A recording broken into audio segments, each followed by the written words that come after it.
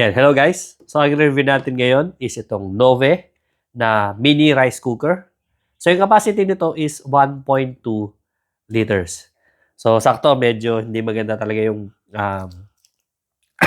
yung ating pakiramdam ngayon. So, sinisipon tayo. So, dito tayo magluluto ng ating lunch. Yan. So, hindi pa siya nabubuksan. So, makikita nyo dito. Dito yung kanyang ilalim. Yung kanyang parang blower siguro para lumabas yung init. Then kita nyo, so typical lang siya na rice cooker. So meron siyang cook at saka yung warm. Then yung kanyang top, yan. So meron siya dito pasingawan, itong parang vent. Then meron siya nito. Dito natin siya bubuksan. So tutulak natin ito pag ganito. Kagandahan nito, meron siya ditong handle. Dahil mini lang siya, mukha siyang jug na maliit or lunchbox. So, hindi nyo siya mapapansin na magiging maliban na lang kung makikita nyo itong power output, power input niya dito. Pero, pag hindi nyo nakita yung power input dito, mukha siyang lunchbox, di ba? Or maliit na jug. So, tamang-tama siya. Parang lunchbox talaga, di ba? Yeah, so, tingnan natin kung ano yung laman nito sa loob. So, katulad sa nabi ko, kailangan natin tong i-press lang dito. Yan. Para matanggal. Yan. Maglalakas ito eh. Yan. Umubo ka siya. Para matanggal natin yung kanyang takip. Yan. So, yung takip na to, yan. Ito yung loob niya. Then, yung pinaka-rice cooker natin. Di ba? Liit lang. So, malaki pa yung, kahit na maliit yung kamay ko, mas maliit pa siya sa palad ko. Yan. Tingnan natin sa loob. Kung ano yung mga laman. So, ito yung kanyang pinaka coil o heater. So, parang typical talaga na rice cooker. Yan. So, ito yung parang siya may coil spring dito. Nagpapainit. Dito sa loob, andito. Para sa junior bowl. So, yun naman yan.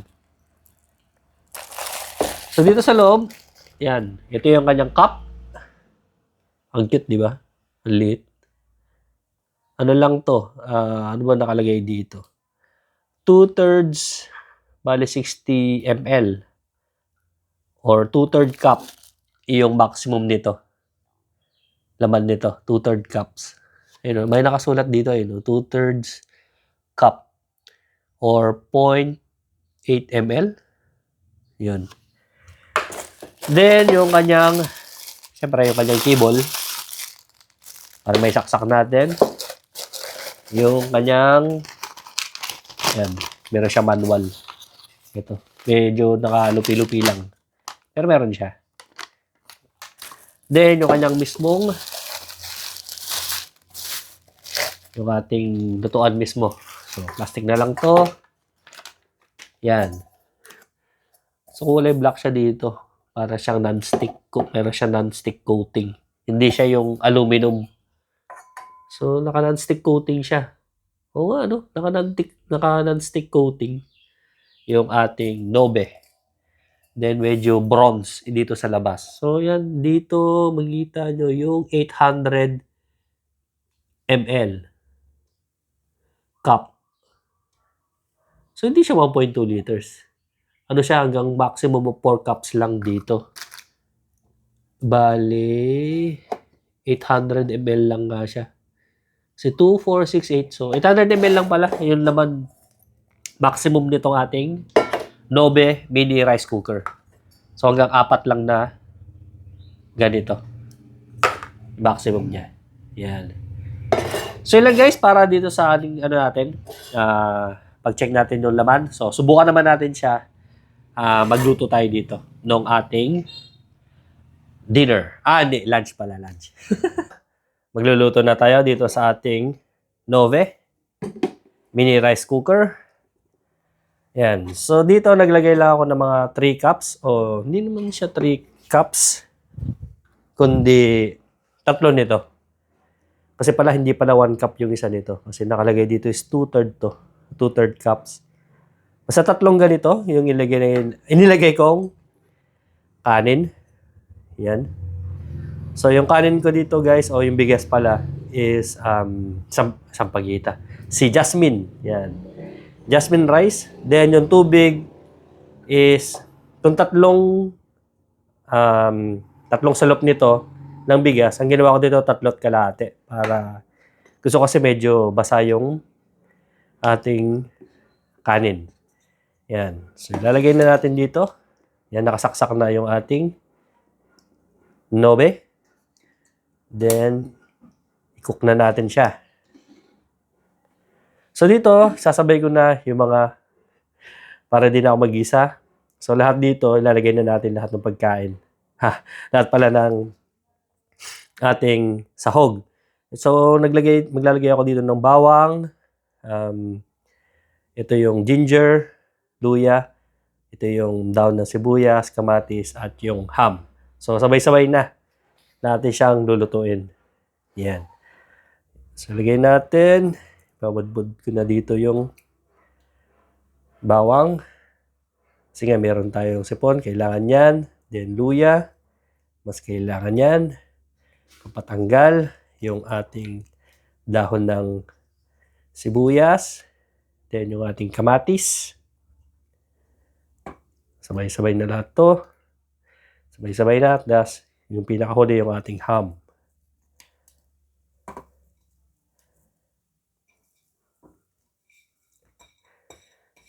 Yun. Yan, paminta. So, lagyan natin siya ng paminta. Paminta. Mas gusto ko maraming paminta eh. Yun, paminta. Then, kalimutan din natin siyang lagyan ng asin. So, kailangan natin maglagay ng asin. Wala siyang lasa pag walang asin eh. Okay na siguro to. 3 pinch siguro. Iyan. Okay, yan. Meron na. Then, takpan natin siya ulit. So, ito, naka-warm na yung ating niluluto. So, magdadagdag lang ako dito nung tingnan natin. Wow. Yun, no? So, magdadagdag lang ako ng 2 itlog.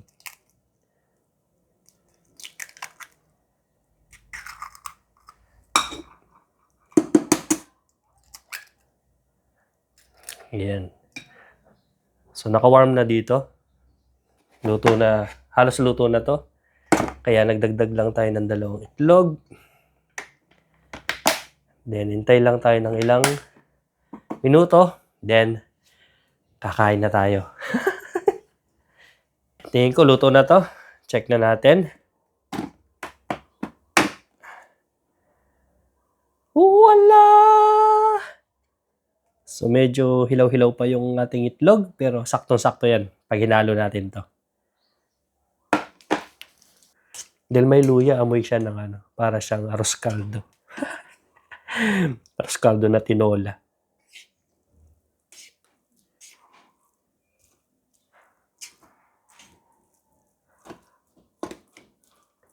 Yun.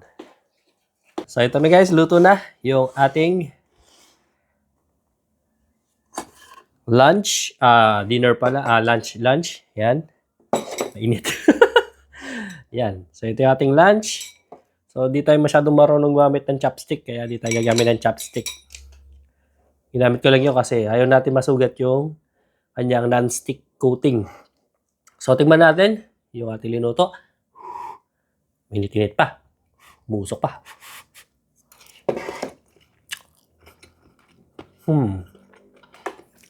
Init. Sakto lang. Hindi siya matabang. Hindi siya maalat.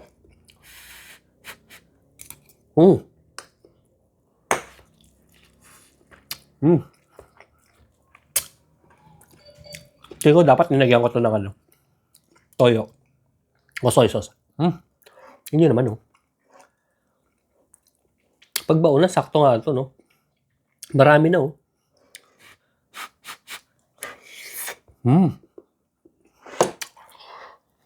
Alit. Sakto to. Dapat pala bumili ako ng soft drinks. Di ba pag Alam mo yun, ano, noon, pag masama yung pakiramdam natin, Royal lang. O kaya, um, 7-Up o kaya Pepsi. Yan. Natatanggal na yung sakit natin nung bata. So, bibilang ka ng magulang ng soft drinks, ng Royal, Mountain Dew. May Mountain Dew ba nun? Hindi, alam ko Royal dati. 7-Up o kaya Sprite. Yun. Pero madalas Royal. O kaya yung Mirinda. Yun. Sarap nito. Mm.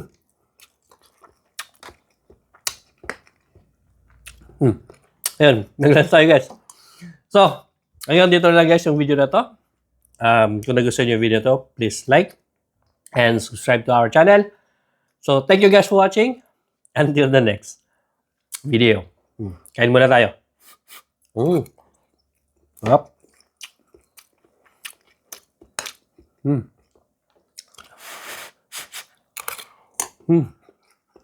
The best.